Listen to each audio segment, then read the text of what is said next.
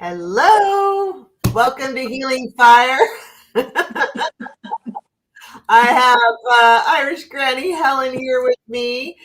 We're laughing because we were chatting behind the scenes. Hold on, what my? Hold on, 1 second. I have a weird view here. I don't know what's going on. There we go. I've got two sets of people. Yeah, is it gone? There's us and the doppelgangers. That's okay. They won't show up. Oh, okay. Anyway, hello everybody. Thanks for inviting me, Judy. This is always fun. Thank you so much. So you are one of my very, very, very favorite people. So I love whenever we connect. It's so much fun, and I don't hear that too often. So you can say that again. That's nice. Thank you. I see you put up the pink and the purple in my honor. I love purple. Oh, me too. So there you go. And we both have Celtic blood, although mine is more removed than yours. Well, it's like being baptized a Catholic. Once you have that indelible mark, there's no getting rid of it. You know. True that. Yeah, I know. And I was gonna say they even tried to adopt me out so I'd get rid of it, and it's still stuck. No. Once you have the mark. So first of all, if y'all don't know who Irish Granny Helen is, please check her out. She always does. You do amazing things. You do lots of book reads and interviews, and of course you do knitting, and which I have wanted to learn, but I have not. Yes, just did my knitting with Gerald, and I have to confess, I didn't pick my knitting up once. We were so distracted. See, that's what happens, though. Yeah, I know. Nate, I know you did knitting with Nate, and oh, he doesn't knit. Oh, so it was just you? Because didn't you do one that was a knitting with Nate? Gerald. Oh, it's Gerald. Yeah. But he actually knits. Well, we both do, but I often get distracted. I can't. It's like walking and chewing gum, knitting and talking. It's a little challenging. Yeah. Well, I can't talk and do really anything else, honestly. Talk and breathe. Yeah, seriously. I know. Have you ever spoken in front of like groups of people, like actually presented things before? Oh, in a classroom. You have to give a report or something, but I've never, maybe a little bit, in front of a bunch of Girl Scout leaders. But I've never worked in the business world. I've always worked, but I've never done it like an official, wear a suit and sit at a table with executives. I've never had to do that. Wouldn't want to do that. So no. I've had my share of, training people and giving presentations and doing things like that. I work out everything ahead of time, and then I'll have my notes, and I stand up there and I don't read a word of it because I just I can't read and talk. But you know your stuff, so that's a really good indication. Or I just wing it, start talking, and don't shut up. Yeah. Sometimes people feel like, I could never do this because it would be intimidating, people watching, but there's nobody watching. You're looking at yourself. Right. We're looking at each other or yourself. Yeah. And when you're recording your own channel, you're looking at yourself. Now there's a certain level of horror about that, but in general, we were just discussing face filters. Yeah. It's not intent, which I did. And just in case anybody is in doubt, I didn't know what that was. And she's like, "Oh, your skin looks so smooth." I'm like, "Face filter." It's too late. And I have my rosacea, and my freckles, and my wrinkles. Yeah, my cover is blown, so it's not nerve-wracking. I've never been one of those people who likes to have my picture taken. I'm always horrified by what I see. And I don't watch my videos unless I hear a rumor that there's a technical problem, and then I'm forced, to go back and figure it out. Watch yourself. Yeah, but it's not intimidating to do this because, especially if you're recording, because you just record it. And if you feel like you made a dog's dinner out of it, you don't have to upload it, you know. True. Yeah. Yeah. Guess what? We're live. No, it's okay. Surprise. It's okay. I have no shame. I told you I have no shame. I know, and me either. It's like, well, okay. I mean, you know, the amount of times I've embarrassed myself in life, what am I going to do? Really? Gerald and I just did a video, and I was in charge, and so I screwed up the live part, so it's a recording. And we were talking about, I mean, this is a weird train of thought, but we were talking about cartoon characters that we loved or hated. And I confessed the cartoon comic that I despise. And I think I've probably lost about half of my subscribers when they Who is it? Maybe it's the same as mine. Well, people have to go watch the video. Oh, well, nice teaser. Well done. I haven't uploaded it yet, though, so because it was right on the tail here. You know, you were on the heels of doing that. So I didn't really like a lot of them. I always thought, as a child, even I thought a lot of them were mean. You know, and like I'd watch some just because it was all there was to watch. But I thought so many of them were mean, and I'm like, and I. Even as a child, this red hair came through. I boycotted Flintstones because I thought Fred was an asshole. And my mom's like, why don't you go watch cartoons? I'm like, I'm not watching him. Oh, that is hilarious. Like, you know how old I am? You're not going to believe this. I'm old enough to remember when they had a contest to name their new baby. When they had Pebbles? They had a naming contest, and I was about 6 or 7, and I can remember racking my brain trying to come up with a name for this baby. And when they announced somebody had won, because, you know, of course I didn't enter my opinions, when they announced that the baby's name was Pebbles, I was just devastated that somebody was so clever and it didn't occur to me. You know, it's like, oh, what a perfect name. So funny. Foolishness. All I could think of was Fred was such a jerk and he was so mean, and I couldn't understand why he was the star of the show. And now here we are 50 years later with some asshole in charge of our country. Well, you are, like, I know how old you are, so you were watching them reruns, right? I don't know, probably. I'm 55, so I was born in 70. Yeah, they were new in the late 50s, early 60s. Well, but were they? I was watching colored ones though. They were in color. Weren't the originals black and white, or were they always color? I don't know. My memory is in color. I have no idea. But I watched them then. You know, I watched them when they were new, and I remember where I was living, and therefore I had to be a certain age, you know.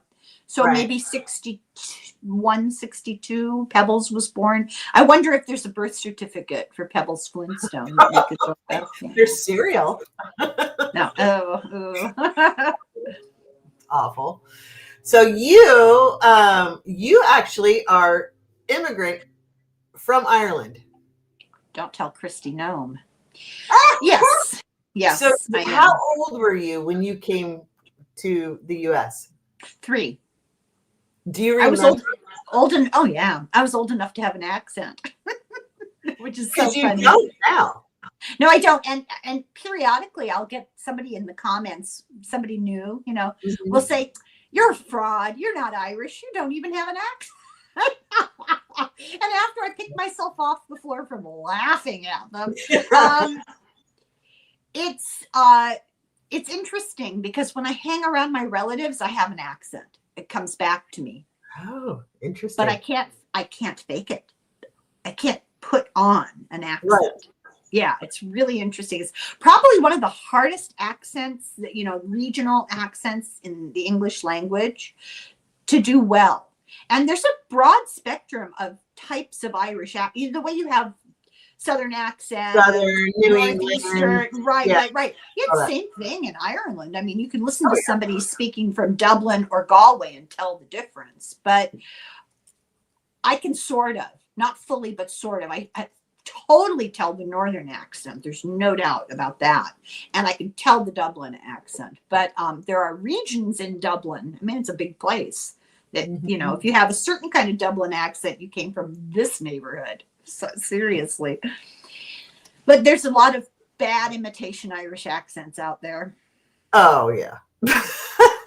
So do you, why did your parents move here?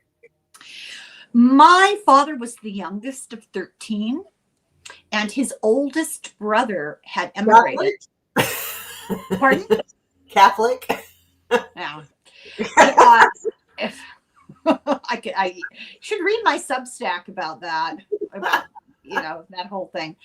Yeah. My uncle had a store, and he kind of coerced my father into coming over and babysitting the store for 6 months. He had to go back to Ireland on some kind of business. And so we came here when I was 3 and my brother was a month old.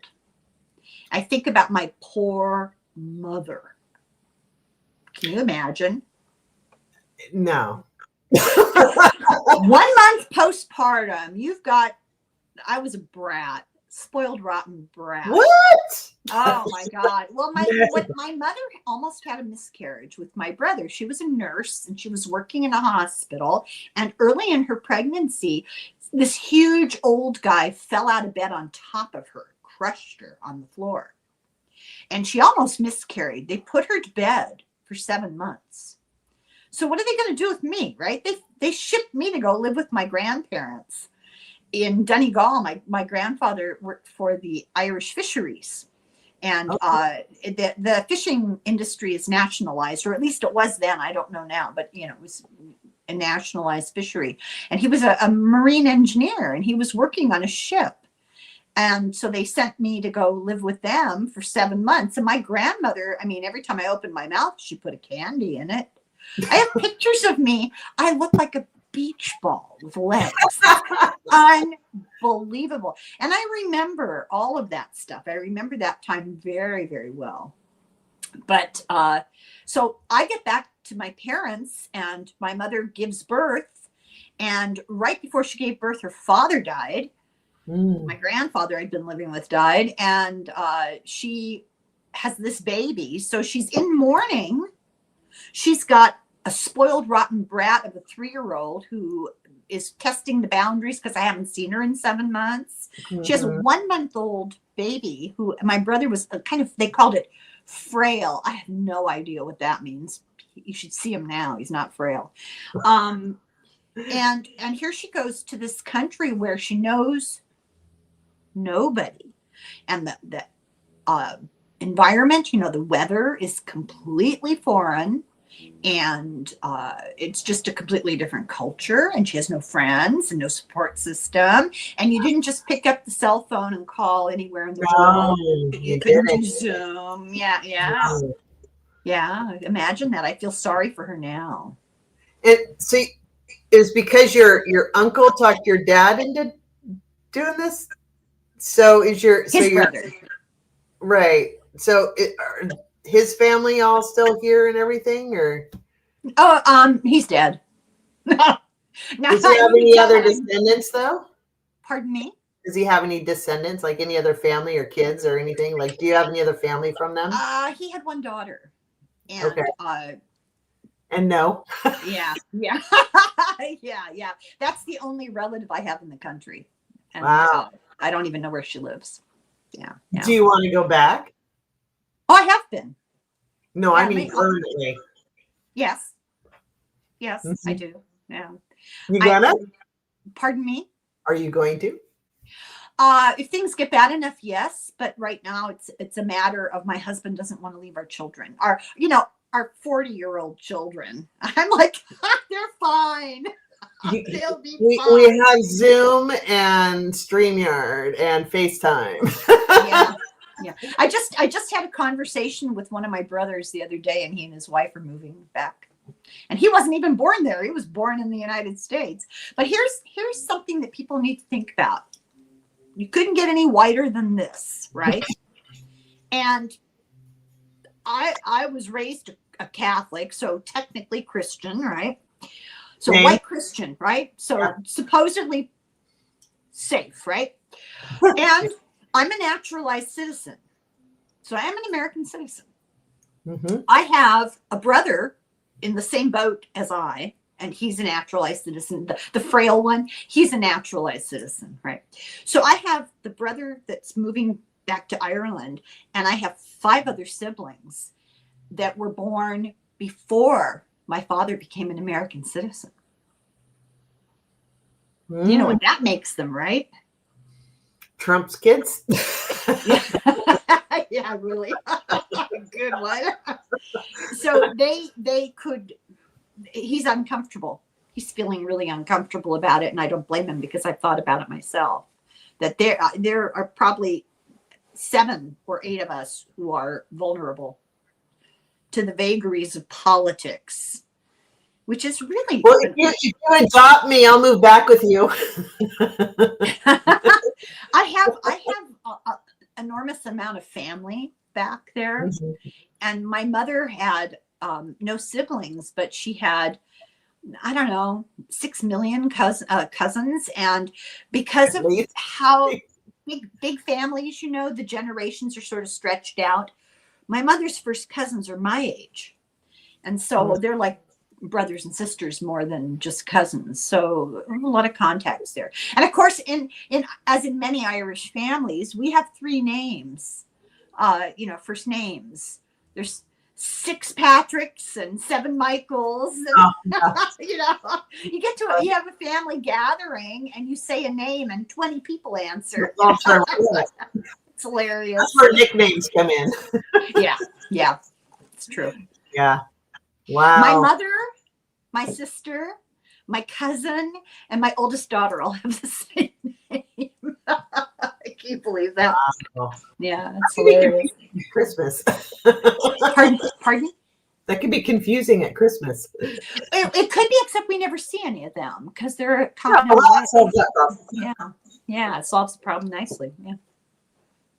I'm going to say hi to a couple people. It looks like, hi, Deb. And Aunt B says she finally made a live. YouTube is not sending notifications for mediums. We must comment and like to help our favorite channels. So, yes, please comment, like, share. What did she say that they're not sending on purpose?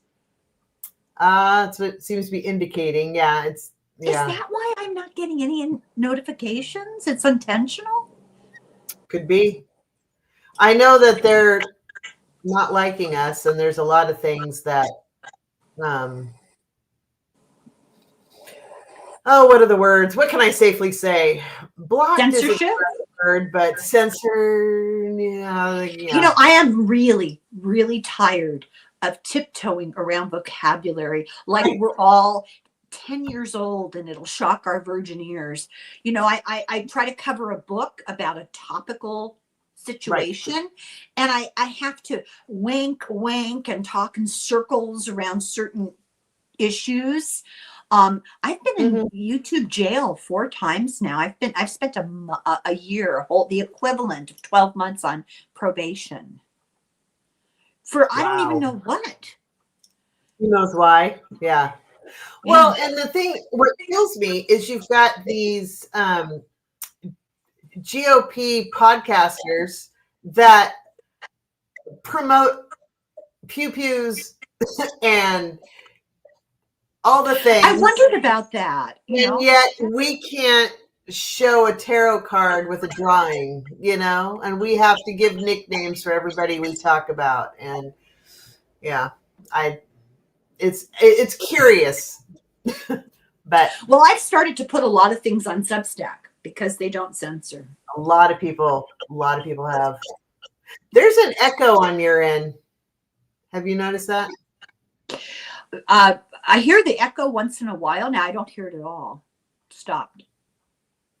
When I'm talking, it's echoing on yours.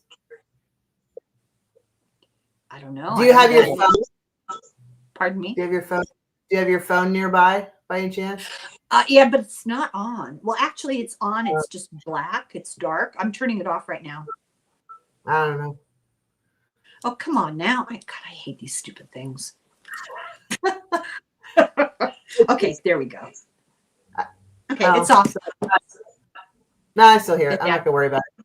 I think sometimes you need to put in earbuds and then that stops it, but I don't know. I'm just gonna move on. We can deal with the echo. Tanya is joined us. Hi, Tanya. Rose Blue says my dad was number 7 of 8, and his dad was number 7 of 10. That's a lot. That's a lot of kids. You know, when I went to school, I had 2 friends who came from families of 15. Good Lord. I went to school with a few people that were one of 12.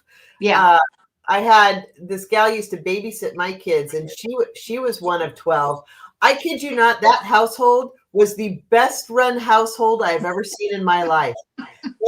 Everybody had, of course, you know, it's before electronics and all that, but everybody had their own calendar.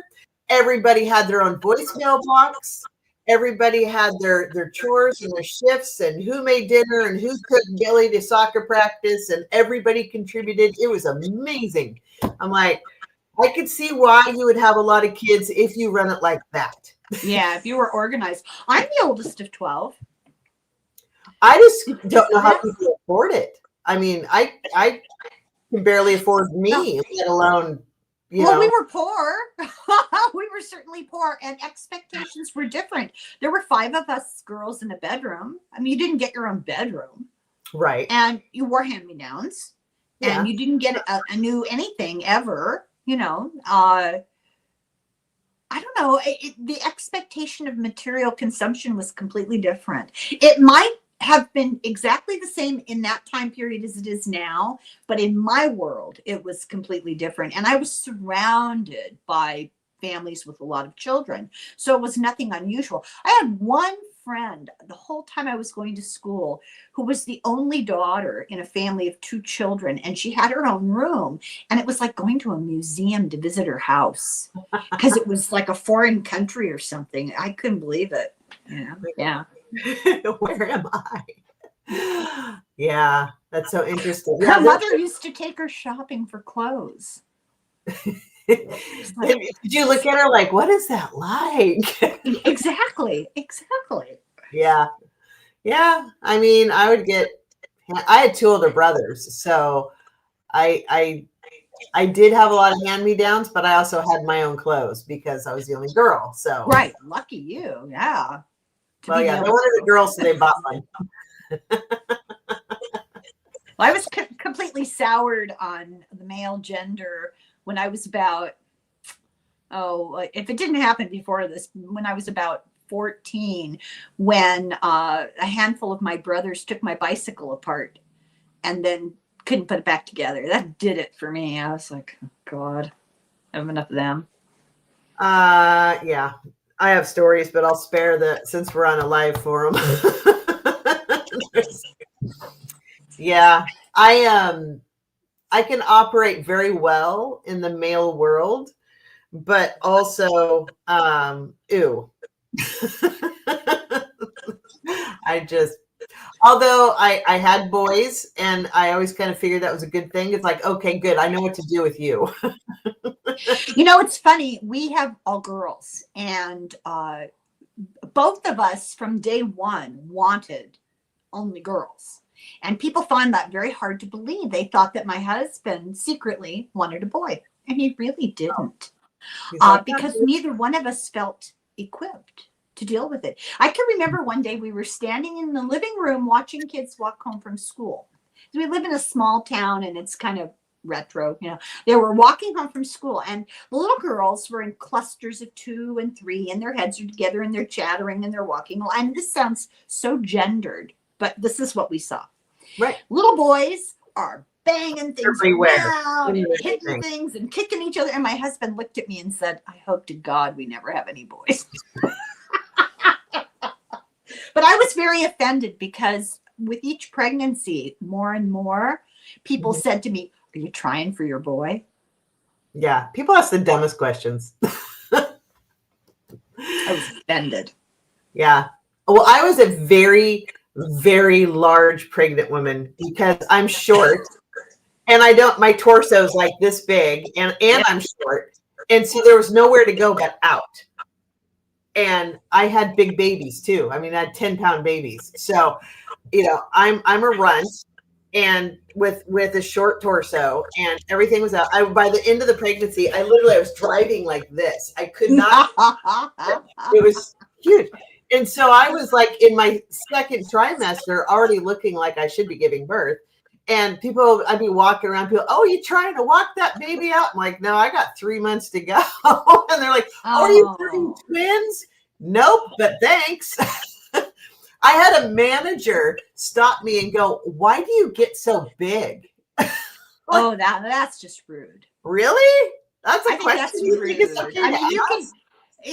I can see a time and place where somebody might say, oh, twins. You try to be careful. I'm ginormous, so I totally get it. Yeah, but that was kind of rude. That's totally rude. Yeah. Yeah. Now people. Well, that and it's like it's not as common now, I don't think, but back then everybody's like, oh, can I touch your belly? And be like, I don't know who you are. Why am I? Wait, you just want to feel me? Why? What's wrong with you? I don't think anybody ever asked me that. Really? Oh God, that would happen all the time. Can I touch your belly? I'm like, no. Oh no. And I've always been terrible about doing this. I'll be out in public and somebody will have a newborn and I'm just like, oh, little baby. I love newborns, I love babies. I have to love control myself that some people are not, they don't feel safe around crazy women who come after their babies.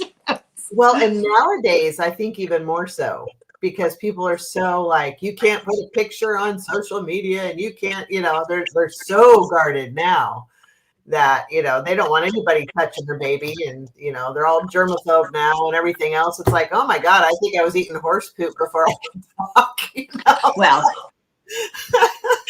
I'm of a certain age where I avoid children, so it's fine. I just had my first grandbaby, so which Oh, I was going to ask you. I forgot all about that. I'm sorry, I forgot. My mind went blank. How are things? He's doing really well. So he was born at 29 weeks. It was crazy. The whole thing was nuts. It was an emergency C-section. Is she okay?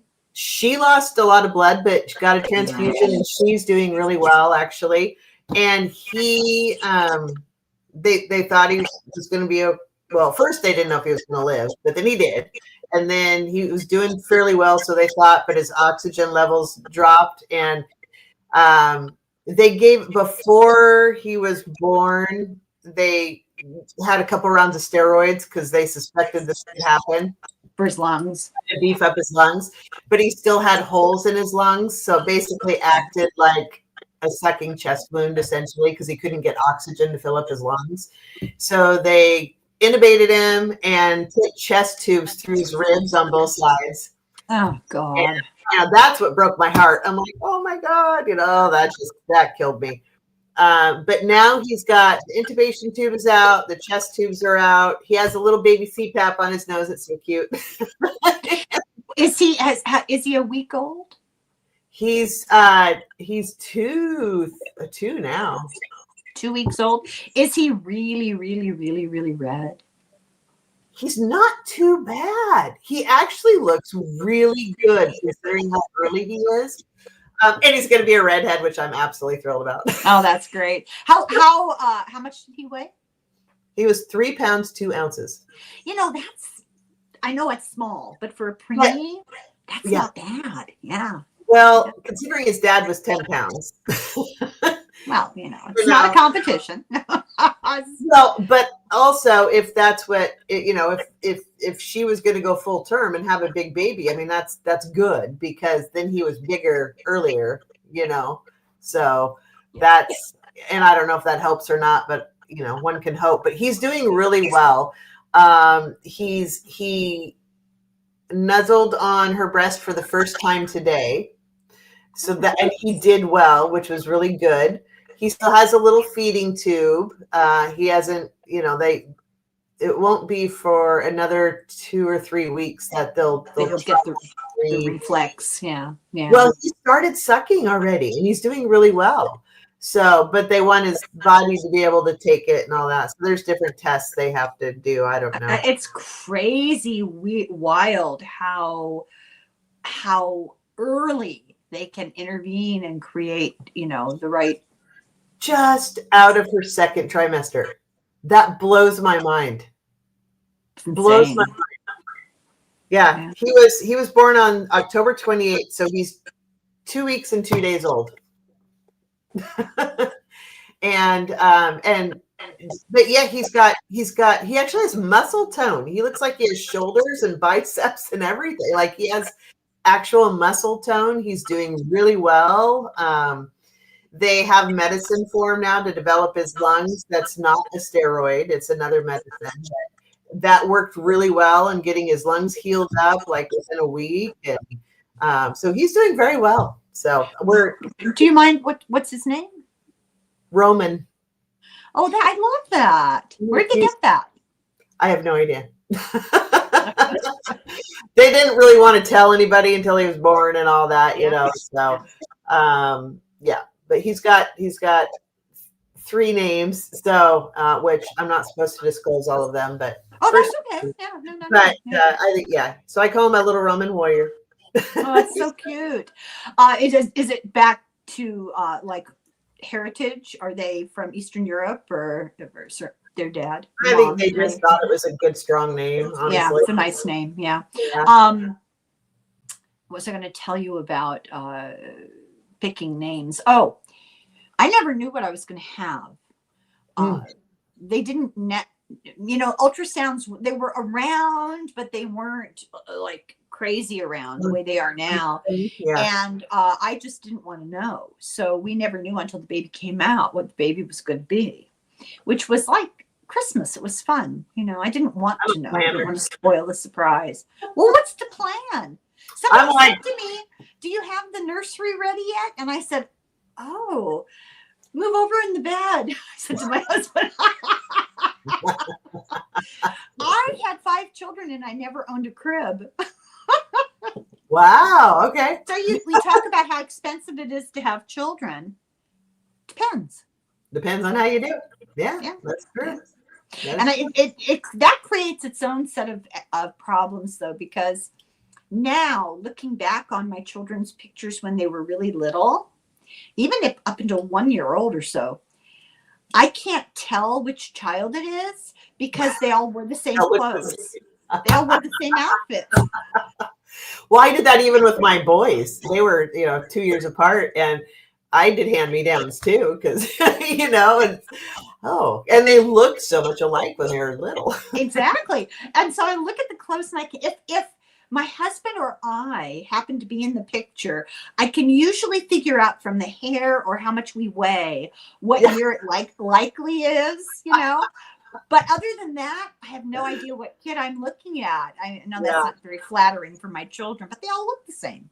For the most part, I know, there's some differences. There's a small period of time where they do look a lot alike back, like in the baby pictures, but they've been polar opposites since the day they were born. And my oldest one has always been like football player build, like, tank.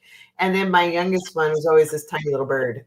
That's kind of the fun of having more than one child. I mean, we're not going to get into all the discussions about why or some people can't. But in general, one of the fun parts of having more than one child is to see how differently they turn out, because they're born with their own personality. Mm-hmm. And doesn't matter what you do, they are who they are, and they are that person from the day they're born. Mm-hmm. It's truly incredible to me. I mean, my daughter, who's in her 40s, is exactly the way she was when she was a little pill at the age of 1.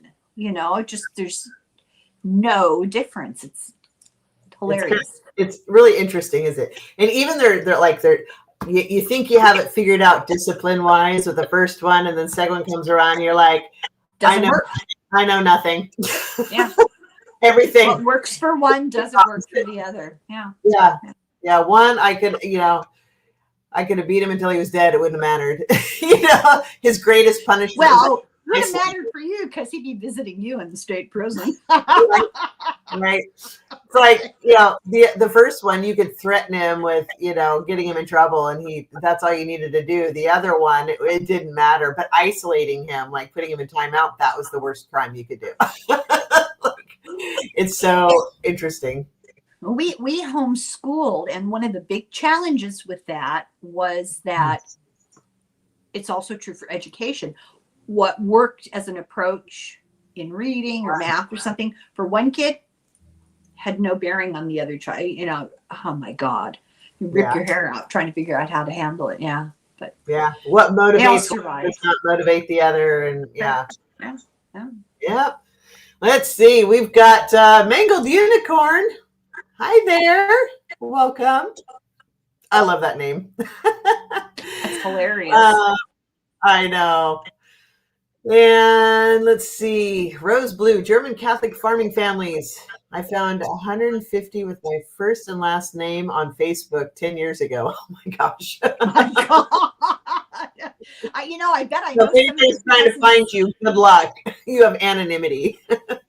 The nuns who taught me in school were from German families from farms in the Midwest. I bet I know some of her relatives. Probably. Yeah. Funny. Oh, let's see here. Oh, Steve Squires. Hi, beautiful, superior white goddess queens. I like you. How are you doing? I really respect you. Well, that's nice. I could be a goddess queen. I like that. Rose Blue is 2 months early and was 2 pounds. Yeah. Oh, little peanut. I know, tiny little peanut.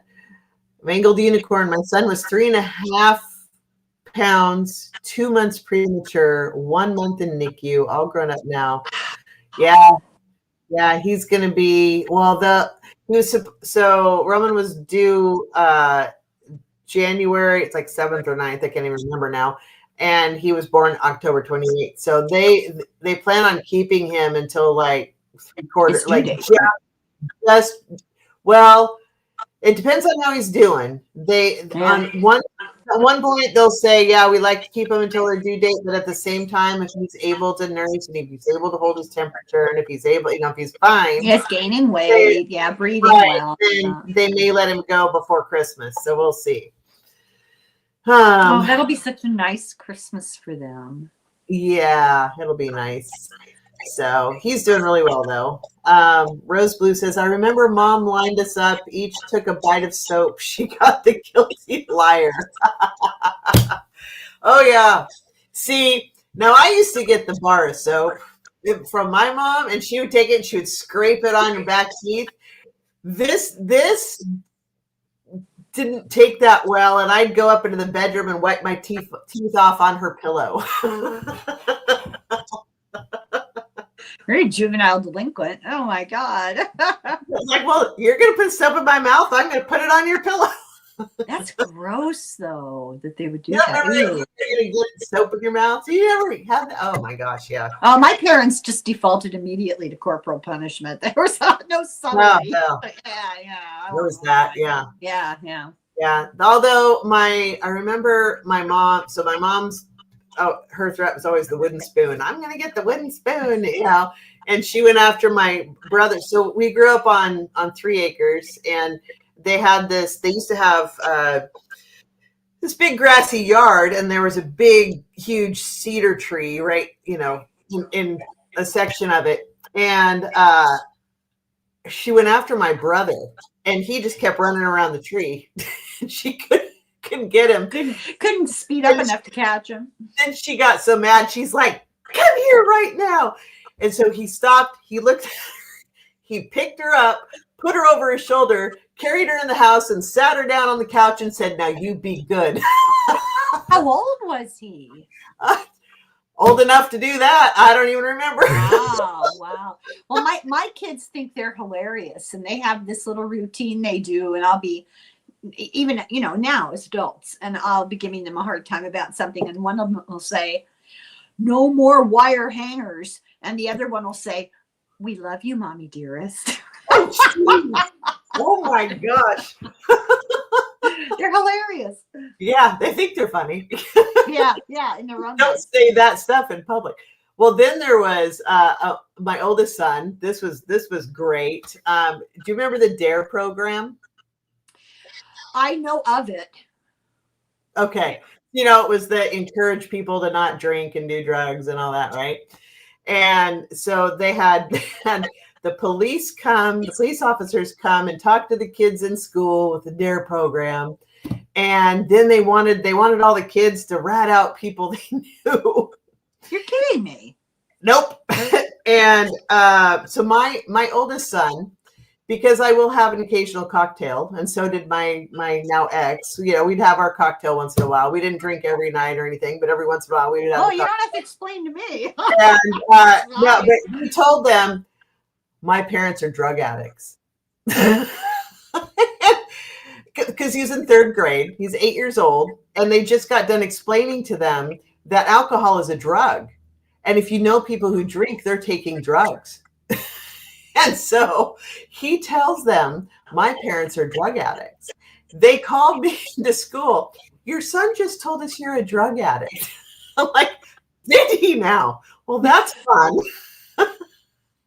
Did you have to go prove you weren't? Did you have to take a blood test? They saw me every day because I volunteered all the time there, right? I'm like, I don't know what to tell you or how to prove that, but there's no track marks. If I'm an alcoholic, I'm very functioning.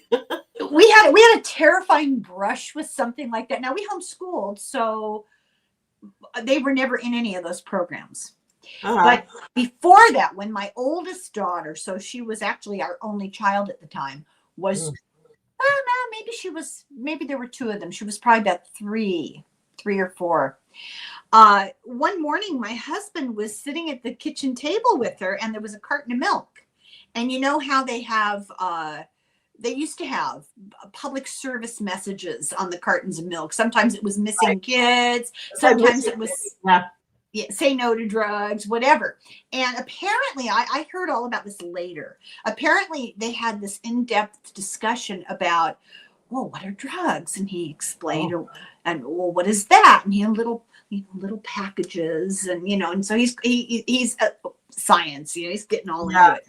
So later on that day, we live in a small town, and there's a general store.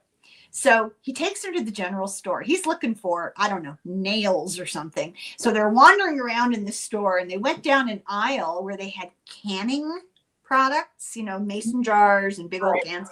And one of the things they had was this big bin of, I guess, like that stuff that keeps moisture out of you pack something up and you get a little package that you put in there, and it absorbs the moisture. Stuff, yeah.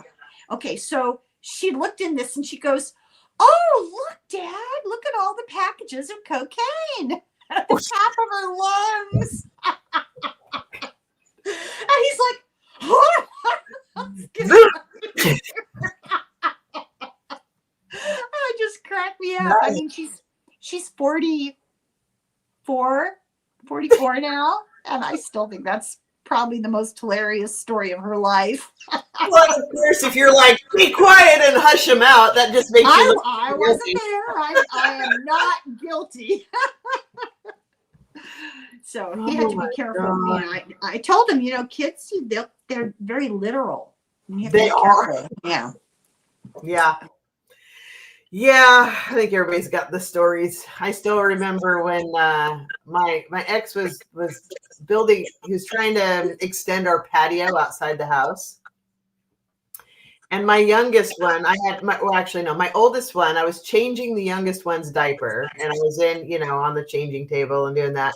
My oldest one, he was about 3 at the time, comes toddling in and uses the F word and goes.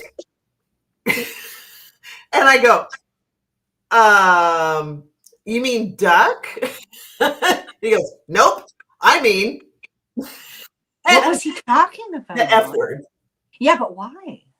Because my ex is out there swearing up a storm. Oh, so he's just repeating what he heard. Yeah. Toddling in so proud and goes, and I'm like, mom brain is like, how can I redirect this? How can I redirect this? I'm like, you mean duck? He goes, you have to be so careful because and he just repeated it, and so I'm walking out there going, so just so you know, we have a little mockingbird, and he's repeating what you're saying. Everything he hears, yeah. And you have to be really careful. But with some children, if you tell them not to do it, that's just encouragement. So you have to couch it in such a way that there are safe parameters. So what I always told my kids was, those words are only for at home when no one else is around. Oh, that's what I ended up doing. In public, they're grown-up words. And then I, lied to them and told them you could go to jail. Nice. Thank you. Yeah. I used to do, so again, my oldest one, when he was about three, 3 is always a fun age. I really like 3 and 4-year-olds. 3 and 4 and 5, I really like. Yeah, that's a good age. So he's about 3 and he wasn't getting his way. And he goes, I'm going to run away. And I said, oh, well, okay. And I said, well, before you leave, make sure and take off all your clothes. And he goes, what? I said, well, just make sure you take off all your clothes before you leave. And he goes, why? I go, well, they're mine. I bought them. He goes, I can't. And I said, well, you can. Just take off your clothes and then you can leave. No. That's so great. I go, well, okay, then I guess you're going back to your room. There's probably a whole subset of child psychologists who are writing reports about us right now. Oh, I have no doubt. When my oldest was 7 and my second oldest was 5, my oldest got the opportunity to go to her very first Brownie Girl Scout sleepover camp. And the level of excitement around here, you couldn't have believed it. But the 5-year-old didn't understand why she couldn't go. They were best friends. They spent all their time together. Why she couldn't go, and had to explain to her, right? You can't go. So off goes the oldest, and child number 2 looks at me and she goes, "Well, I'm running away from home." And I said, "Okay, you want me to help pack your bag?" She says, "For both of us, okay." Like, do us all a favor, go. All right. Send me your clothes. She packed her backpack, and she's, just furious, right? She packs her backpack and she goes out the front door, and I'm thinking, oh my God, I had a newborn. I'm thinking, am I going to have to follow this kid down the street? I was like, and I look out the window, and she walked out the front door, and she walked around the corner of the house and hid in the lilac hedge. And she just stood there for I don't know, probably 20 minutes. I don't want to exaggerate. And then she just came back in, and it was all forgotten. It was so funny. It's so cute. I threatened to run away when I was 5. I was mad at something, and this is actually where I got the idea of what to do with my brother, or to my son. Do you remember where you thought you were going to go? Oh, I didn't know, but I remember leaving. So I grew up in the country. So I knew that I needed my blanket because I might get cold. And I think, who knows what else I brought with me. I don't even know. And so I think a doll or stuffed animal or something. And so I'm toddling down the road, and, it's down a gravel road, and it's about a quarter of a mile until you get to a main road. And you kind of go down, and then you did this corner, and then, another 1/8 of a mile, and then you got to the main road.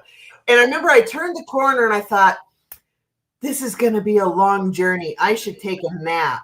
And so I spread out my blanket, and I laid down on the gravel road to take a nap. And my brother comes up, and he goes, "What are you doing? Get up and get home." I find that admirable. I think it's a certain kind of personality because it does take some sense of independence and courage to do that as a small child. I would no more have run away from home than oh my God, no, I was, no. And I don't camp and I didn't. Well, see, and I do, you know that. Yeah. Yeah. By myself. If I couldn't run away to, like the Hyatt Regency, I wasn't interested. I'm kidding. I mean, but there's no way I would go with no final destination of comfort and safety in sight. I would not have done it. Not adventurous. Representative of my current life, though, because I never know what I'm doing or where I'm going. I just do it. Well, that goes back to what we said earlier. You have your personality from the very beginning. I'm not adventurous. I've never been adventurous. Yeah. Would never do that ever. Yeah. I'm still a disaster who really just wants to take a nap. Disaster looking for an opportunity to happen. Mangled Unicorn is hopping off to go mod a show. Thanks for joining us. And Shannon, you're on here too. Hi, Shannon. Shannon's my dear friend also. And then had quite a few. Oh, later, Unicorn, Rose Blue says. Yeah. So how did you get on your spiritual journey? I have no idea. This started in I've always been interested in all this stuff. I was raised in a very religious family. I mean, I served 17 years hard time in Catholic schools, kindergarten through college, Catholic schools. So you couldn't avoid it. But one of the beauties of going to a Jesuit university is that the Jesuits are kind of the rabble-rousers of the Catholic Church. They fancy themselves the intellectuals. And so they're really broad-minded. And you get a good education with them because you get exposed to all schools of thought. It's not like in some religions, there's an isolating from other thought. They're the opposite, totally the opposite. And my family was always really psychic. It wasn't a topic of conversation that anybody cared about. It was an accepted fact. Like, he's good at music, she's good at art, those three have ESP, that kind of thing. It was just what it was, right? And it was generational, and cultural. Right? So you put those two things together, and I've always had an interest since I was very, very young in ETs. The story of Betty and Barney Hill. I was reading that book that when it came out, The Incredible Journey, I was reading that immediately.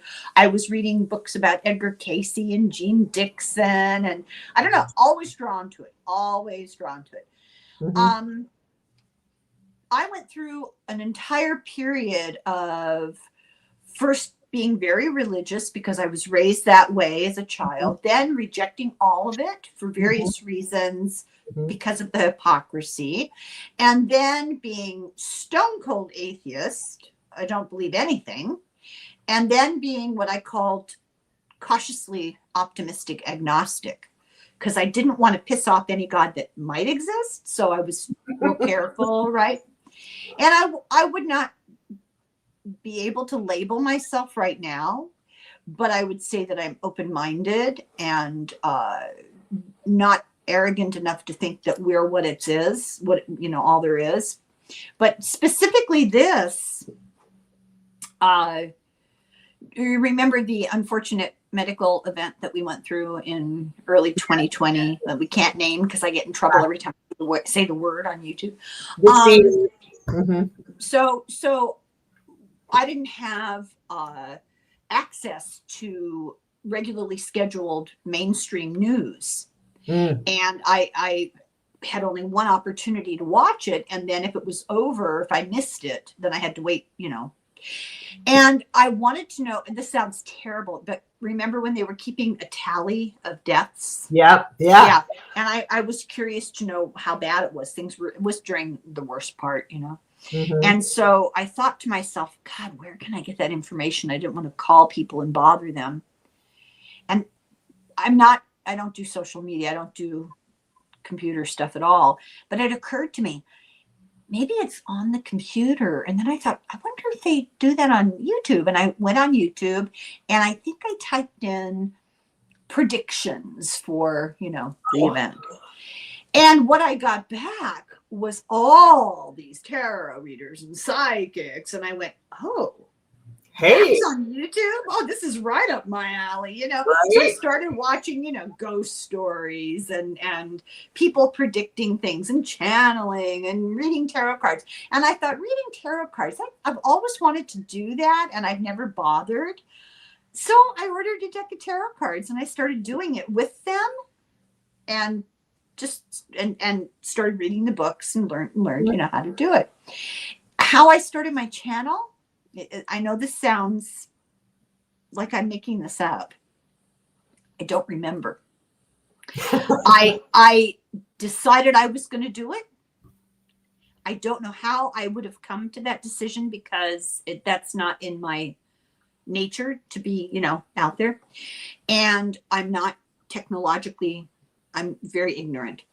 And so I started trying to do it. I thought, well, I'll do it step by step. And so I approached one daughter and said, can you help me get a YouTube channel going? And once she got done laughing at me, she tried to help, and we spent a few hours. And at the end of that time, she was mad. I was crying, and I had no YouTube channel. And this happened 5 days in a row. 5 days in a row. Finally, the last day, I hit on the right daughter. And she was very patient, and she helped me get it all set up. And when it was all set up, she said to me, Mom, I said, thank you. Thank you so much for doing this. You have no idea. She said, Mom, I had no idea how ignorant you are about computers. And I said, yeah, well, think about it, though. Think about when I was in college, they weren't a thing. We had a computer in college, but it was one big, gigantic thing, ceiling to floor. It extended all the way down this gigantic room, one computer. And it was about 150 degrees in there. And nobody used it. It was used for the school for something. Cool. I don't know. Had one. Yeah. Yeah, we didn't have it. And no. we didn't get a computer in our house until the mid 2005 maybe or something. Not a thing for me, right? Yeah. And it's like learning a foreign language. Like if I wanted to learn Russian, but I didn't know the American alphabet, that's my level of comprehension. There's the presumption that you have a baseline set of skills and understand a baseline set of terminology. And if you don't, it's almost impossible to learn it without actively taking a class, which I don't have access to, right? Because you can go on YouTube and you can type in, how do I do this? And then there's a half an hour video of some 20-year-old going 100 miles an hour, and I have to put it on hold, and first sentence, put it on hold, pull out my phone and look up every term in the first sentence, write down what it means, go back and listen to the second sentence, and it's just a nightmare. So I told her this, and she said, well, Mom, you know what it's like? Watching you deal with the computer, it's like watching apes pick up ants with sticks. They really are very funny. So thanks, dear. She's right. I don't deny it. She's right. So got it all set up, and the day it went active, January 6th. Oh, Jesus. And I thought to myself, I didn't realize it at the time. I didn't make the correlation. But a while ago, I don't know what I was doing, and I saw January 6th, really? Whoa. Wow. Because that's what I wanted to do, was political tarot. So I took that to be a sign. So then I started doing it, and it was, I don't know how that happened. It was an accident. I never had any intention of having a YouTube channel ever. And again, I'm not a techie person either. Well, look at this whole thing. You're doing. I I feel, and yet, but before we started the show, we're both like, how do we do this and that? I don't know. I can't figure like I can do basics. I can't do well, and then they changed, StreamYard updated and changed. That's why when I first went on there, you saw like another window. It's like, I don't know what they did and why they gave me options. I don't want options. I just want to do what I want to do. I actually had the instructions step by step written out. Mm-hmm. And I put it in one of those plastic sleeves and had it right in front of me. And for the first year, I had to look it up every single time. Mm. Now I'm at the point where I kind of know, I've kind of got muscle memory of what buttons to push. Right. But when they change things, I'm lost. I have to start all over again. It's a nightmare. I know. I hate it. Oh my gosh. Well, do you want to do, for giggles, before we go, do you want to do a card pull? Do you have cards? Sure. Yeah. Oh. Of course. What about? What do you want to do? Oh, before we do that, I have another question though. Diving into your heritage, do you since I'm making a large assumption, and do you have your lineage that goes like clear back to when rocks were soft, or like do you know how far back you go? And were you guys always like, did you get into like paganism and Celtic, the whole Celtic witch thing? I mean, is that your heritage? Well, I would assume if you go back far enough, it would be, because it's the natural evolution of, Right. I mean, Catholicism was oppressor's religion that was imposed upon people. And, the whole trope of St. Patrick driving the snakes out of Ireland. Yeah. Well, it's beating down the pagans, and it's a metaphor for getting rid of the goddess religion is what that is. Yes. Yeah. But do you know if you guys were like, do you have any, because it was very much a female-led culture, I mean, the crones were a thing. So, I mean, do you know if you have like, crone healer? I don't know like specific people, what they might have done. I know back to my great grandmother, who was the mother of 7 boys, whose husband died when she was 7 months pregnant with her last son, my grandfather. Wow. And she supported them by cleaning church floors, scrubbing church floors in this small town where they lived. But my grandmother and my grandfather on my mother's side grew up next door to each other. And I used to joke, I used to tell my children, we have the most boring genealogy in the world. I know all my relatives. In fact, my cousin was giving me a hard time the last time I was in Ireland. He calls me the Yank. And he says to me, so what do you think? Do you think you're going to investigate your Irish roots while you're here? And I said, well, I have to tell you, now that I really know all of my Irish relatives, why would I want to dig up the dead? He's like, you're authentic. Yeah. I know who most of them were. Like, I know them. And like, we have to go visit the graveyard and clean the graves when I go visit. I know them, There's no secrets about who the family is in the background. Like I said, they grew up together next door. Mm-hmm.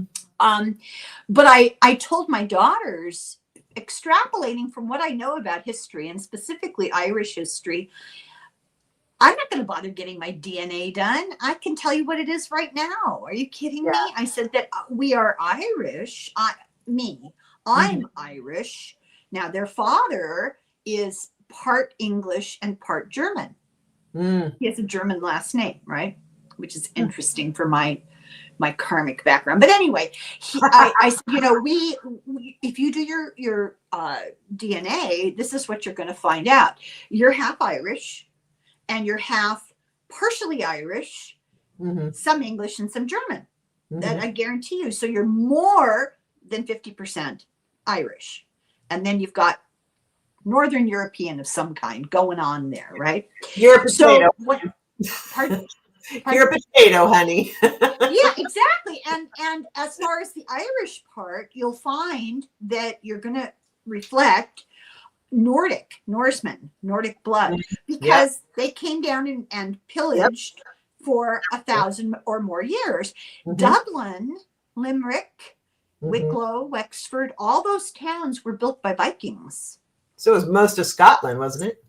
Correct. And in fact, the farther north you go, the redder the hair. So there is red hair in Ireland Yes. from the Viking invasions. Yep. It's not Irish, it's Viking. Yeah.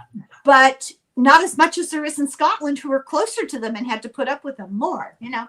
So I made this prediction. That's what you're going to see. Mostly Irish. A lot of the opposite leftovers will be Norse, with a little bit of English and German thrown in. So my daughter gets her DNA done, and she posted it in a text. We have a family text that they never give it a minute to cool off, So they put this DNA thing in there, and immediately all 5 of them responded the exact same thing. It cracked me up. Every single one of them said, "Oh my God, we are so white." So guess what it was? Almost entirely Irish, and almost entirely from the same place in Ireland, with a healthy scattering of Viking, Norse blood, and a little bit of English and German. Yeah, well, you called it. Well, it's not hard if you know history. And therefore, given where in the country they're from, you're going to see people in my background who, yes, were Catholic and probably Presbyterian if they came closer from the north. But eventually, if you go back far enough, you're going to find the pagan witches. That's right. Because that's what it was. That's what the Irish were. Yeah. It's not a so mystery. I am adopted, and as far as I know, and one of these days I do want to do my genealogy because I have a theory and I want to see if I'm right. But as far as I know, Irish, Scottish, French, and English. Okay, so still pretty potato. And my theory, because I found out that my Scottish clan is most well known for 3 things: being horse thieves, and being religious and political dissidents. Hello. Well, isn't that Scottish? That's why I said my Scottish clan. Yeah. And so my theory on how the French the French and the English got in there is they were probably arrested or trying to escape arrest and went to France, or they were arrested and sent to prison in England, that kind of thing. That's my theory. Is there also don't forget the Norman invasion. William the Conqueror, 1066, came over from France to the coast of England and ended up, so there's a lot of French blood mixed in with the English. I was there's no such and they were probably, trying to escape. That's that too. There's really no such thing as anybody who's 100% anything unless you're indigenous from an isolated community, because of the migration of populations that has come and gone, the migration of peoples. It's throughout history, and we're all, and then there's the taking of slaves, and then there's war prisoners, and there's just close encounters. Yep. It's interesting. Yeah. I will be interested to see what you find out when you get your DNA done. It'll be fascinating. Mine's super I haven't done it. I want to one of these days. I keep saying I want to, but then I literally don't have time to do anything. So I don't know what I think I'm going to do. Ask somebody to buy you a kit for Christmas. So I searched and found my birth family many years ago. I was vice president of an adoptive rights group who used to help people search and find before there were computers and DNA and all. Yeah. It was literally detective work. Yeah. And so my birth father never married or had any other kids, as far as we know. They're probably scattered everywhere, knowing him, but as far as we know, nothing he officially knows about. My birth mother got married and had 3 other girls. One of them, she doesn't want, I don't have any contact with them. She wants nothing to do with me. So, but one of them I made myself known to, and she and I do communicate. And what's funny is I grew up the only redhead. There were no redheads in the family, but I was the only one adopted also. So there's that. Oh, you're the redheaded stepchild. Literally. Yeah. How many jokes have I heard about that? Right. And then my sisters do not have red hair, but their daughters do. And I love that. And anyway, so I was telling, I don't even know where I started with that. I was telling my sister about, my theory and all of that. And she's like, oh yeah, that's entirely possible. Well, just you want to find out your DNA. So we connected back in our 20s, and then our mother found out and she put a stop to it. And so we lost contact for another like 30 years. And then just recently we've reconnected. And it just so happened that she had done a subscription to one of the DNA things, right? And so she's like, oh, well, that's so weird that you're contacting me because I was just looking at you. Like, eh. And she goes, well, I'll show you what I found. There's a picture of our grandmother, my birth mother's mother, who died when my birth mother was young. She and I, spitting image. Oh, weird. Could be twins. Wow. Oh, wow. She died like in the 40s, like so I had the picture. Was she young when she died? Young? Yeah, she was fairly young. Yeah. What happened to her? A lot, but okay, sorry. You too. No. I get it. Well, okay. no, ultimately breast cancer, I think, is what got her, but she also was there was a lot. And of the when you know her history, so as piecing together what my sister knew from what our birth mother told her, because my birth mother didn't like her mother. There's all kinds of dysfunction that's generational. There's a lot of dysfunction. Yeah. But piecing it together, I'm like, she didn't have a choice in any of this stuff. Women didn't have options, right? And so, what did they do to cope? They drank. Listen, let me tell you something. It shocked my kids. Recently, I told them, I was in my 20s before I could legally get a mortgage or a business loan or open my own credit card. Couldn't do that till the 70s. Or that's right. I mean, that's my age, right? And when I was a tiny bit younger in the late 60s, but I was a good girl. I couldn't have access to birth control. Even married couples could not legally get access to birth control. Married couples. And then, of course, not single women, for sure. That's why they used to sell condoms behind the counter at the pharmacy. They weren't free for the taking. I think that's shocking for young people. I don't think they fully comprehend what it was like, how repressive it was, and how recently it was that repressive. In my lifetime.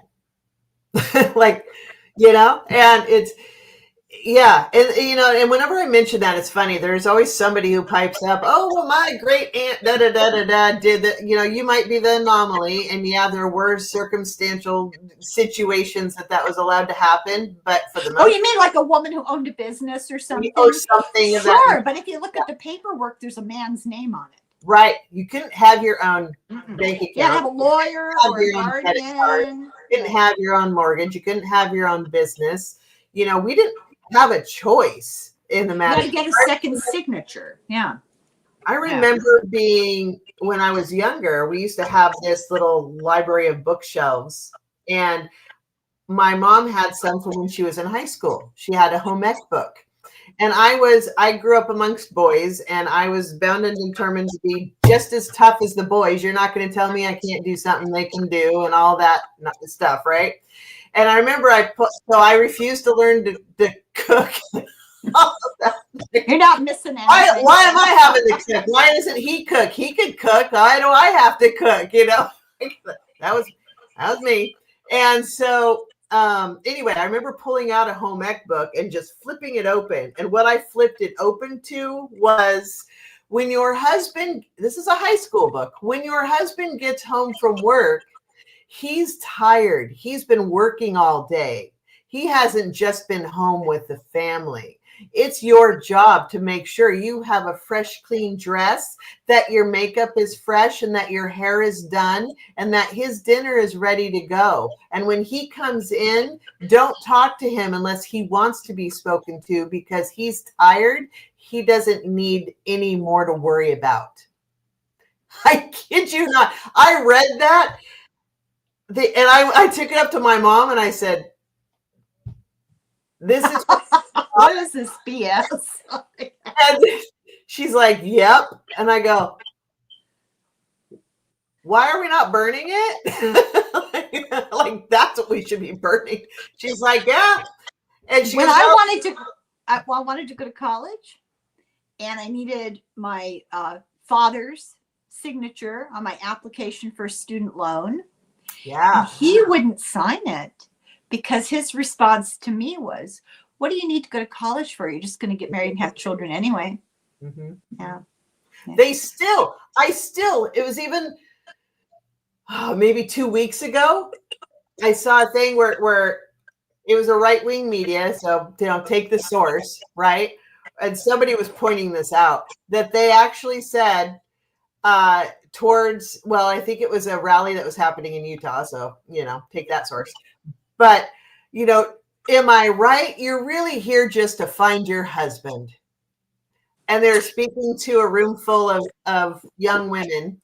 Yeah. What killed me is because it was a right wing, little rally. They all were like, yeah.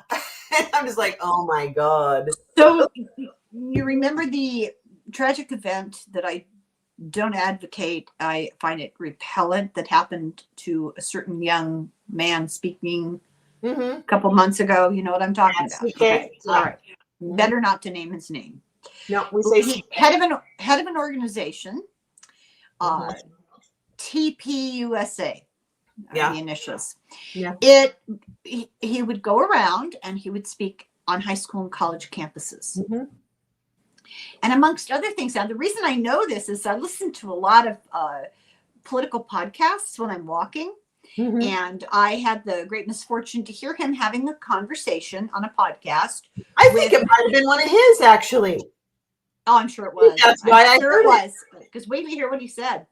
Okay. So, hold the thought of him talking to another character. I heard a recording of him speaking at a group. So these this whole thing was a progressive podcast giving examples of what his belief systems were. And they were showing him in his own voice. So he's talking at a rally at a university, and he would take questions from the audience. And so this young woman gets up and says, it's hard to juggle my career desires and wanting to have children. Do you have advice? Basically, is what she asked.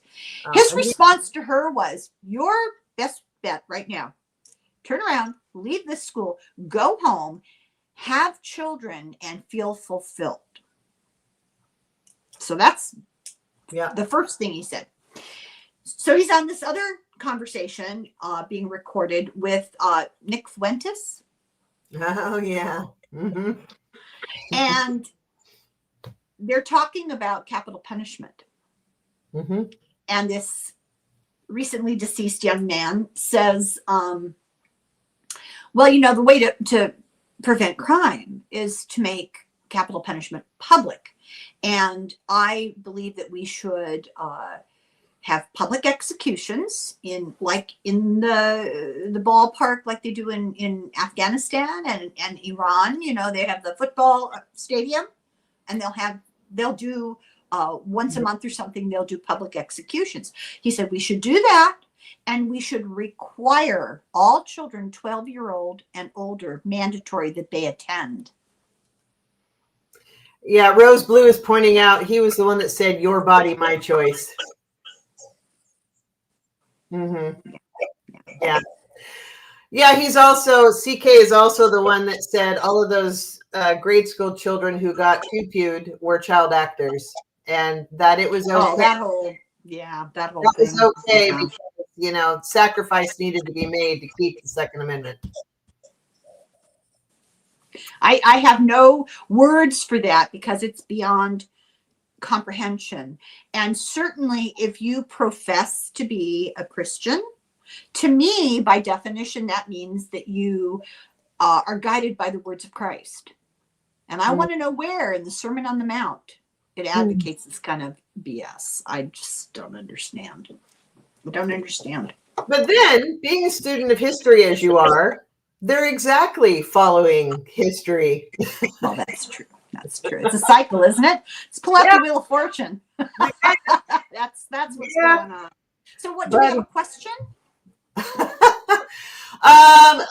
Okay, so kind of shifting gears a little bit. Economics. Oh God. Okay. Mm-hmm. Hold on here. I had it out and then I folded it up. Just a second. There it is. So Dow Jones expected that just during the month of October, we were going to have 60,000 jobs lost. The F-45 administration is not releasing numbers because why would we do that? And Goldman Sachs is reporting job numbers of 50,000 jobs lost in October. They're declaring, like on MSNBC, that there is a trucking recession already. It's great they want us to manufacture, but we can't import different parts to manufacture. And that's how it's done, like it or not. And people are not buying, and we're not getting people visiting the country. And, you know, we're in an economic tailspin. Thank you to current research. So, what did you say? It's the echo. What I saw when I was channeling probably about maybe a month and a half ago was that I saw probably after the first of the year, there was going to be a dip, but it was going to come back, right? But there was going to be a sharp drop and then come back. But I haven't really looked at it since then. And so I was thinking maybe doing a reading on what is the current energy for economic outlook for people. Okay. Now I am probably the worst thing that you could ask me about is economics, because I don't know anything about economics. I have very strong feelings about the larger moral and philosophical concepts, right? Mm-hmm. So I don't know. I never, ever, ever predict anything about money. If I knew anything at all about money, I'd be a whole lot better off right now. So, you know, I really do. But I certainly have opinions about the direction we're going and why we're going there. So, what I kind of want to take the take of not necessarily specifics, because we don't give financial advice and, you know, all that. But as far as overall general outlook and awareness, what is good for people to know? What is, you know, what does it say that it's good for people to be aware of and for people to know? What do the cards say? Yeah, I've got a nice little narrative going here. Okay. You can go when you're ready. It always takes me a bit to shuffle. So, okay, yeah. So we start out with the Empress, which is talking about the past post-war period of 70 roughly years of relative stability, relative comfort. We have become complacent. You know, when somebody's an empress, what do you think of? Somebody who's pretty satisfied with their position in life, lot of comfort, a lot of access, a lot of excess, and no particular desire to change anything up. But then we are in a place of a loss of moral wisdom, a loss of what do you call it? What's the word I want? Introspection. The ability to look within and connect to a moral compass and access truths larger than ourselves. What this is saying is money isn't everything. There's more to our existence. Well, I hope it isn't. There's more to our existence, and we've lost sight of that. We've lost sight of it. We are blithely going down a road that is not necessarily going to take us to a good place. I've got the Four of Wands reverse. This is an overturning of institutions. It's an upheaval of the structures that hold us up. I get the Ace of Cups reversed, a lack of compassion. And ultimately, at the bottom of the deck, I get the Four of Pentacles. So this is a story of self-satisfaction and complacency, a loss of a moral compass, a loss of compassion. We're going down a road where we have no compassion for other people, and our institutions are in upheaval. So if I had to make a prediction from that, I would say we are following a path of capitalism run rampant, where corporations are more important than human beings, and where a very small number, and this is a historical repetition, very small number of people are benefiting and have their hands on the reins of power, and they're not going to let go. That's what this is. No. They're going to hang on to every penny they can get their paws on, to the absolute destruction of our institutions, of our structure that holds us secure. And that's the road we're going on. I don't see anything telling me that that's going to stop.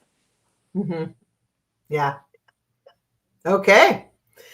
Well, here's what I've got. Right out of the gate, Two of Pentacles.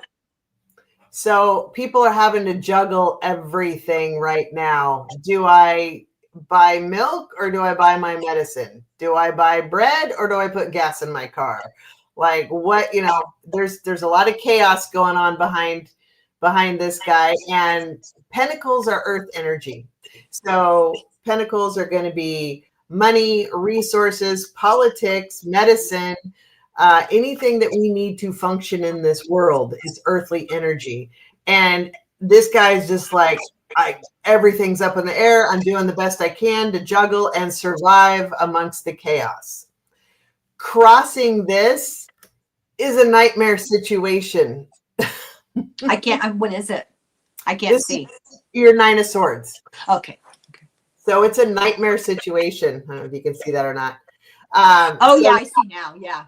Okay. It's not good for a lot of people. Or a lot of people are struggling. A lot of people are like, what, especially with the government shutdown and all of that. And some people have some money, some people haven't gotten any. There's a lot of people that are still without jobs. I mean, just October, 50,000. Just in October, 50,000 jobs lost. Just in October. So this is the I can't remember who I was listening to the other day. They were saying since his presidency has begun, we've had more job losses. It hasn't been this dramatic since the Great Depression.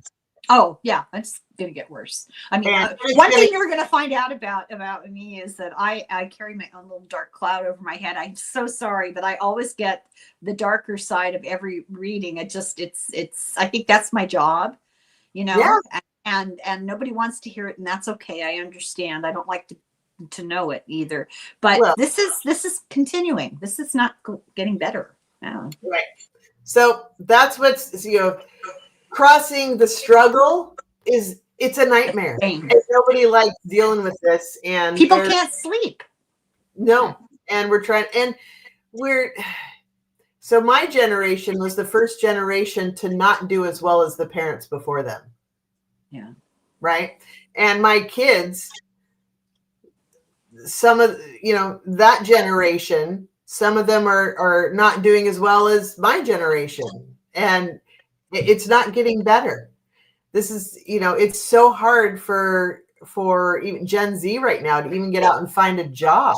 Even if they're, going to college, they still can't get a job and they're in debt, right? It's like, there's nothing to be had. You're not, the average age to buy a home is like, it's either 34 or 36. Yeah. And most aren't even doing that because why? You can't afford to keep it up, right? Can't afford the taxes on it. You can't afford taxes. You can't afford to paint it. You can't afford, you can't afford anything. So why bother?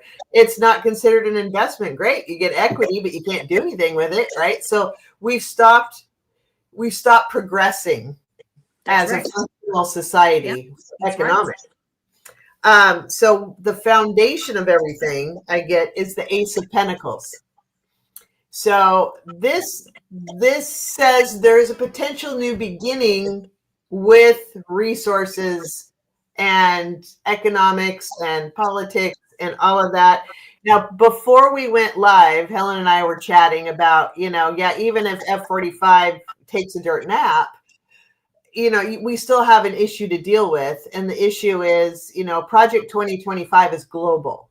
So even if they take their focus off of the United States for a little bit, they just turn their little snake head and they focus on the other countries around the world, So it's still an issue. But I do think that once he takes a dirt nap, that we can start to heal a little bit and we can start to move forward with some plans a little bit. And I think Election Truth Alliance, getting a handle on our elections and all of those things, we're going to have some kind of new beginnings for politics, new beginnings for economics, new beginnings for things.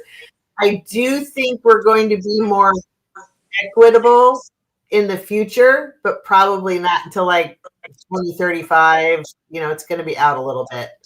But also, there's some illumination that's coming. There's a lot of people that are going to see the light and make some different choices. So I think a lot of the megas are turning against F-45, but there's still a lot that are they're in a cult and they're not going to change.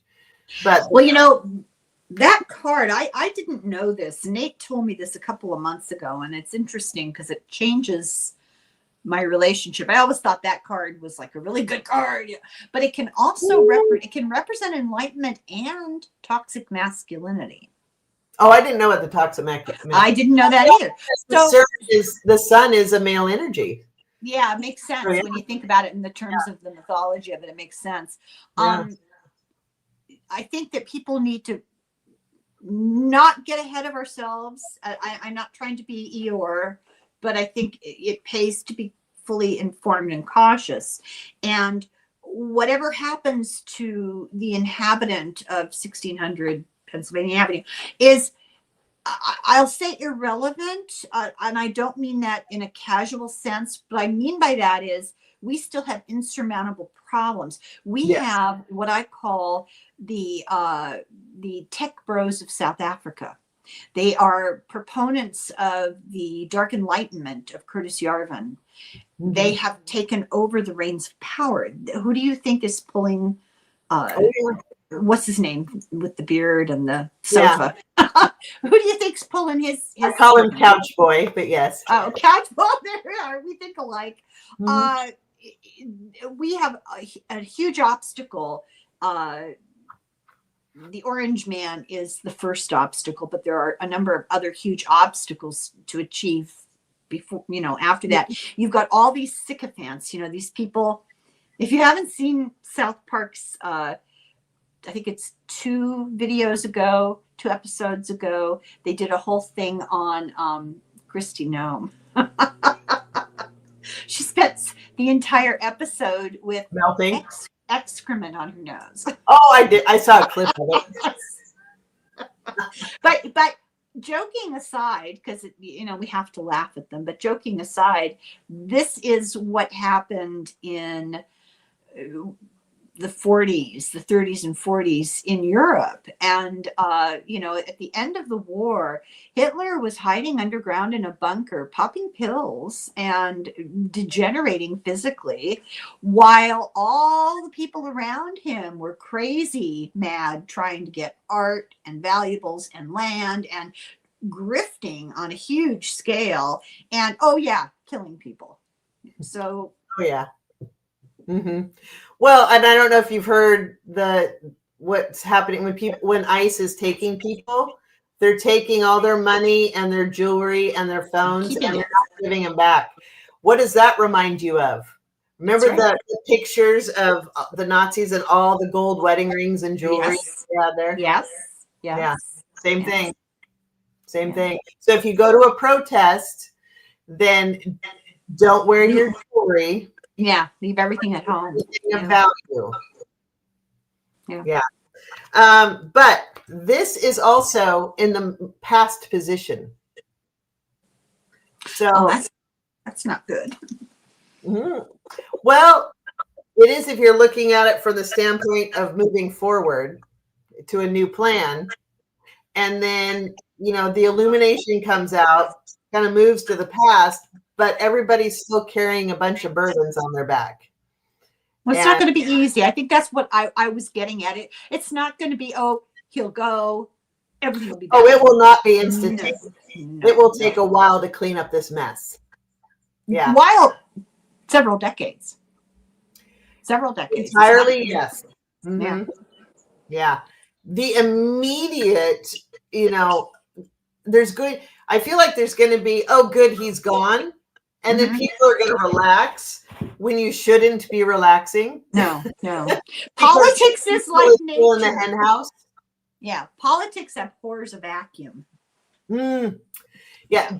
Don't relax just because a dirt nap has happened. There's still a weasel in the hen house. Gonna throw that out there. And he's a narcissist. And what does a narcissist do? They love bomb you and try to make you believe that everything will be okay now. The abuse is gonna stop. It'll be okay until the abuse happens again. Except the real power that's going on back there are people like Russell Vought and Stephen Miller, and they don't even pretend. No. To be human. They don't even pretend. No. That's Stephen Miller reminds me of Voldemort. Well, he's very much like Goebbels. He looks like him and acts like him and has the same philosophy. You know what they call him? This is hilarious. He's from Santa Monica. He's from a Jewish family in Santa Monica, California. I mean, come on, Stephen. What's the matter with you? You know, he's called Santa Monica Goebbels. His family disowned him. And if you really want a thrilling afternoon, watch his wife's podcast. Ew, no. No. Exactly. No. That's exactly what it's like. No. No. Well, crowning everything, 10 of Wands. So everybody's going to be carrying burdens on their back for a while. Okay. So even though there may be, I feel like this whole regime eventually will be taken out. They'll either be excommunicated, they'll be imprisoned, they'll be sued, they'll be charged with treason, whatever. There's going to be a variety of different things. Even though there's a new beginning and that's going to move forward, we're going to be carrying burdens on our back for a bit, you know, but this is the bright, shiny little nugget of hope that we, you know, coming in the future, we will be able to reap the harvest of getting rid of the evil. But here's the kicker. The Nazis didn't get rid of the Nazis. You know, World War II did not get rid of the Nazis. They still existed. They're still here. You read my mind. I was just thinking the Germans lost the war. The Nazis just relocated. They just relocated, which they're not going to go away. You don't change a cult.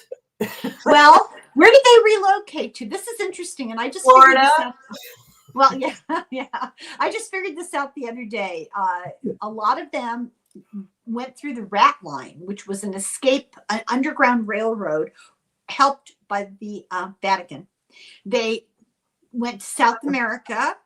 So you ended up with like the boys from Brazil, you know, that's kind of a true story. There were a bunch of Nazis who ended up in South America. The rest of them went to South Africa. Oh, God. And now we come full circle. All the South African tech bros are back in billionaire status, tech business in the Oval Office. Yep. Isn't that interesting? Yeah. Wow. Yeah. Yeah, that is true. Yeah. I have a whole video I've made about it, and I haven't put it up yet because I've had, you know, it's like feast or famine. I'll make arrangements months in advance to record with somebody who has a busy schedule. Mm-hmm. And so we'll plan way down the line, and then I'll have 2 or 3 weeks where I'm just scrambling looking for topics, and then I'll have a week where I've got 25 conversations with people all at the same time. It's crazy, but that's the way it goes. This is like, yeah, I know after our live, I'm going to another live. Sorry. I'm sorry. But you know what? The one thing this regime gives us, there are lots of topics. Well, I hope it wakes people up to the understanding of the lack of humanity, the lack of compassion in our existing system. And we're living in a capitalistic society that puts forward the importance only of money and values only the accumulation of money. And I often say it's my intuitive feeling that Martin Luther King Jr. was not assassinated because he was forefront of the civil rights movement. He was assassinated almost like a day after he made a speech about now we're going after capitalism. Mm-hmm. Yep. Yeah. And I will always think that that's really why he was murdered. Those are the people that are always taken out. The ones who threaten that. Yeah. That was the same with Kennedy. And you know, look at all of the truth speakers of the past. You know, we look at Germany during World War II. I know I always go back to that, but there are incredible parallels. Dietrich Bonhoeffer was I don't know what brand, maybe Lutheran minister. He was a minister, Christian minister. Mm-hmm. And he had gone to the East Coast of the United States for further training. I mean, he was really well respected. He was a great speaker. He was kind of a theologian type guy. And so he was doing his churchy business on the East Coast of the United States when the war broke out. And he could have stayed safe. Mm. But what did he do? He went straight back to Germany, and then he spent the rest of his life, because they executed him, he spent the rest of his life preaching from the pulpit every single Sunday about the evils of what was happening. And you know, the SS would come and break up the church program, and you know, they were trying very hard not to get in bad with the religious institutions, but eventually, literally.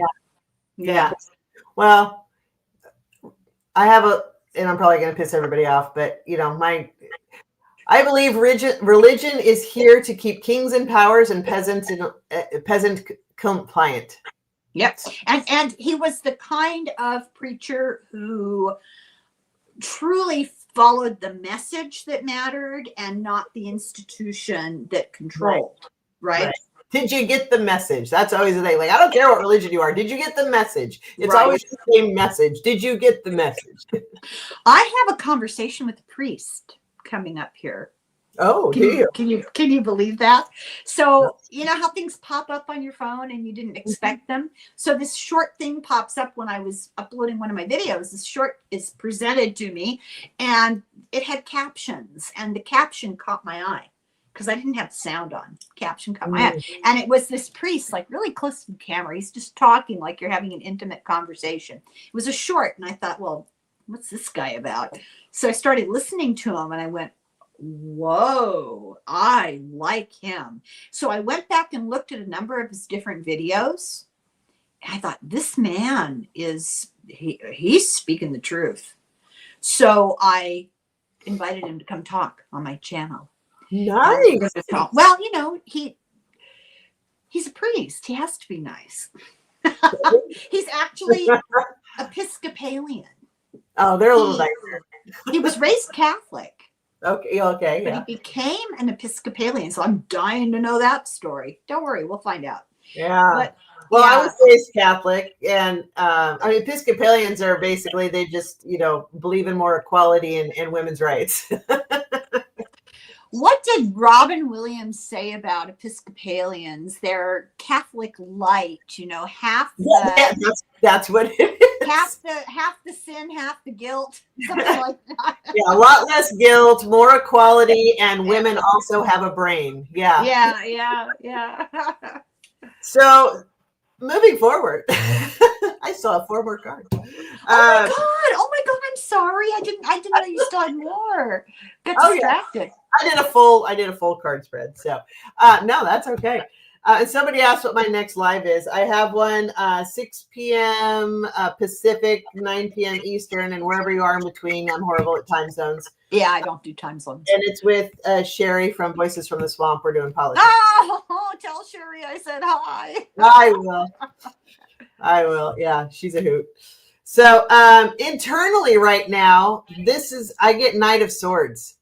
So what I love about the Knight of Swords on this deck, this is kind of usually presents itself as the American people standing strong. You even have a little American eagle that's flying around there. Oh, but yeah. He's poised on the edge of the cliff.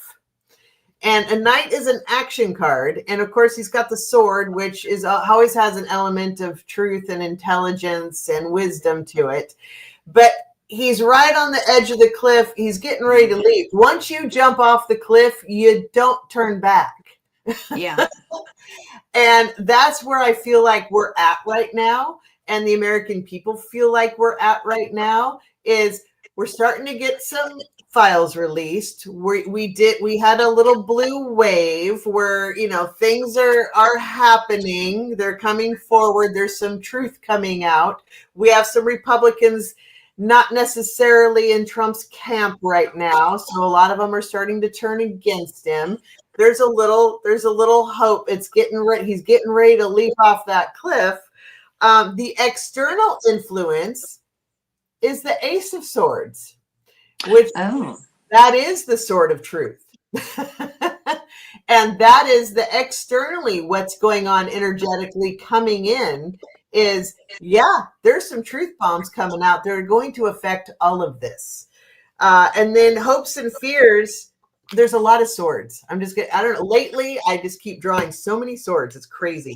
Hopes and fears, I have 4 swords. So Democrats have been, accused of being lackadaisical and not really being passionate. The hope is they get off their hiney and start, get a little life in them, which some of them are starting to do. The fear is that I think there's not a lot of people impressed with the old guard. Let's put it that way, that they're too calm. They're not passionate enough. They need to step forward. There's really more of a call for the Gavin Newsoms, the AOCs, the Jasmine Crockett's, get some fire in your blood and show us you're alive, And that's in the hopes and fears. But what you're seeing there. You're seeing the corporate Democrats, of course, straddling both sides in order to financially advantage themselves. Yes. Which is the whole thing with Schumer, because he's a corporate Democrat. So the whole reason why he did that, it wasn't to feed people. I know people want to believe that, but it was to appease his corporate donors. That's what it was.